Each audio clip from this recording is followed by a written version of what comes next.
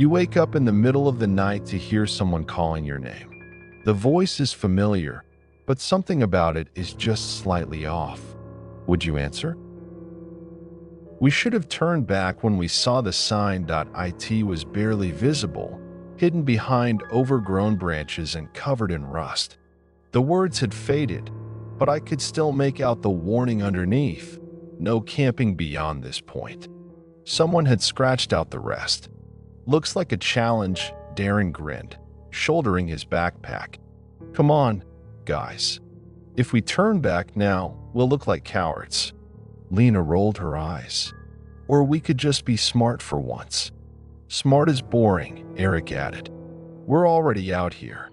Let's just set up camp before it gets dark. I hesitated. The sun was already dipping below the trees, casting long, skeletal shadows across the forest floor. But we'd driven 3 hours for this trip, and I wasn't about to be the one to back out. So we pressed forward, stepping over the sign and into the deep woods. That night, we sat around the fire, passing around a cheap bottle of whiskey and telling stories. The fire crackled, throwing flickering shadows against the trees. Okay, Lena said, leaning forward. Anyone hear about the thing that mimics voices? Darren scoffed. Oh, come on. You're pulling that off Reddit or something. No, it's real, Lena insisted. They say people go missing in these woods. Not like bear attacks or getting lost. Just gone. And sometimes the search teams hear them calling for help. But when they go toward the voices, there's nothing there. I swallowed, glancing at the trees. They suddenly seemed taller, darker. Eric smirked. So what? Just a spooky story to keep kids from wandering off. Lena shook her head. The creepy part is the voices get better over time. First, they sound wrong, too slow, too high-pitched, like something trying to learn. But eventually, she trailed off, lowering her voice. You can't tell the difference. The fire crackled. For a moment, no one spoke. Then Darren laughed, breaking the tension. All right. A+ for effort, Lena, but it's bullshit. We all laughed too, but it was forced. I couldn't shake the feeling that the forest had gotten quieter. I woke up to someone calling my name. Jake. My eyes snapped open. The fire had burned low, casting weak embers into the cold night air. Jake, come here. It was Darren's voice. But it wasn't coming from inside the tent. I sat up, heart pounding. Darren. No response. I unzipped the tent and stepped outside, shivering as the cold air bit into my skin. The others were still asleep. The trees loomed, their branches shifting slightly in the wind. Then I heard it again. Jake, over here. It was farther this time. Somewhere deeper in the woods. A cold, creeping dread crawled up my spine. I turned back to the tent and shook Darren awake. Hey, wake up. He groaned. What? You called my name. I whispered. Darren frowned. No, I didn't. A long silence stretched between us. Then, from the trees, Jake, please, help me. And this time, it didn't sound wrong. It sounded perfect. I froze. The voice was perfect, down to the slight rasp Darren always got when he was tired. It was his voice, but Darren was standing right next to me. Eric groaned from inside the tent. What the hell are you guys doing? Did you hear that? I whispered. Hear what? Lena stirred, rubbing her eyes. Why are you two up? Darren looked at me, then back toward the trees. Jake says he heard me calling him. Lena frowned. But you were asleep. I know. Darren muttered. A breeze rustled through the leaves, and for a moment, everything felt unbearably still. Then, from deep in the trees, Jake. Darren, come here. A perfect copy of Darren's voice. Eric sat up, suddenly awake. Okay, what the fuck was that? Lena grabbed a flashlight and shined it toward the trees. The beam cut through the darkness, illuminating nothing but tangled branches. Darren took a shaky breath. "I don't like this, man. We should go," Lena whispered. Eric scoffed. "Go? Over a creepy noise? It's probably an echo or some weird acoustics." Another voice joined in. This time, it was Lena's. "Guys, I'm lost. Help me." The exact tone, the exact cadence. Lena's flashlight trembled in her hand. Then something moved in the darkness. Not a person, not an animal. Something tall, something watching. "Fuck this," Darren whispered as we backed toward the tent.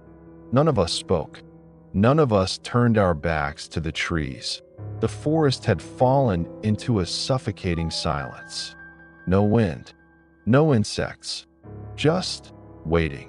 Then, a branch snapped as we spun toward the sound. A shadow moved between the trees, its outline shifting, almost human but not quite. Then I saw them. Eyes, not animal eyes. Not glowing, just human-looking eyes, peering at us from the dark, and then it smiled, not a normal smile. Too wide, too stretched. It didn't fit its face. I grabbed Lena's arm. "We need to run." Then it spoke. "Jake, help me." But this time, it wasn't copying a voice. It was mixing them together. A grotesque blend of Darren, Lena, and Eric's voices all layered on top of each other. It wasn't learning anymore. It knew. And it was mocking us. We ran. Eric was the first to vanish. I didn't even see what happened. I just heard him yell. Then silence. When I looked back, he was gone. Lena screamed. Darren pulled her forward. "Don't stop." The trees blurred as we sprinted through the undergrowth. My lungs burned. My legs ached. But I did not stop. And then, ahead of us, a figure stood in the path. It was Eric. Or at least, it looked like Eric. His clothes were torn, his face pale. But something was wrong. His posture was stiff, his head tilted just a little too far to the side. And his eyes were empty. Then he smiled. Lena gasped. "Eric." Darren grabbed her. "That's not him." Eric's voice was perfect. "Guys, please." I don't know what happened. We got separated. Lena's grip on Darren loosened. "Please," Eric begged. "Why are you looking at me like that?" "It's me." And then he stepped forward. But when he moved, his head lagged behind, as if his body had forgotten how to be human. That's when Lena screamed. The thing in Eric's shape lunged, and the real Lena never screamed again. Darren and I didn't look back. We ran. The forest felt endless. No roads, no trails, just dark, twisted trees closing in on us. Darren panted beside me. "We're dead. We're fucking dead. Keep moving." I gasped. A voice called out behind us. Lena's voice. "Guys, wait, please." I almost stopped. Almost. Darren shook his head. "Don't listen. Don't listen." And then, right ahead of us, a cabin. Half rotted, abandoned, but real. We didn't hesitate. We sprinted inside and slammed the door behind us. The silence was deafening. Then, knocking. Soft. Gentle. "Jake, let me in." Lena's voice. My hands shook.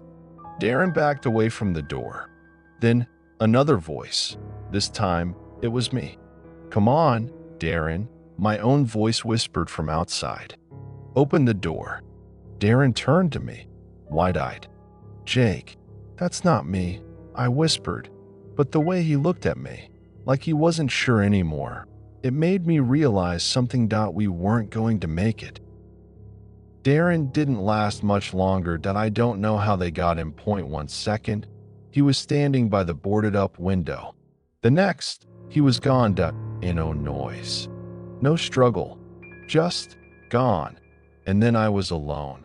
For hours, the voices outside the cabin didn't stop.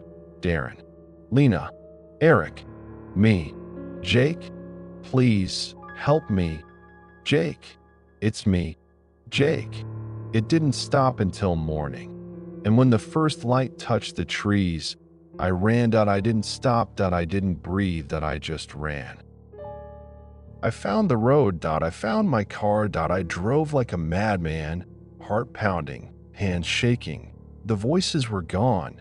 The trees were behind me. I had escaped. Hadn't I? I didn't realize the truth until I got home. I was in the bathroom, splashing water on my face, staring at my reflection. And then my reflection smiled. I didn't, but it did. And then, in my own voice, it whispered, Jake, let me in. If you heard your own voice calling from the forest, would you follow it? Or would you run? Let me know in the comments. And if you enjoyed this horror story, don't forget to like, subscribe, and turn on notifications. Because sometimes the things that watch from the dark are listening too.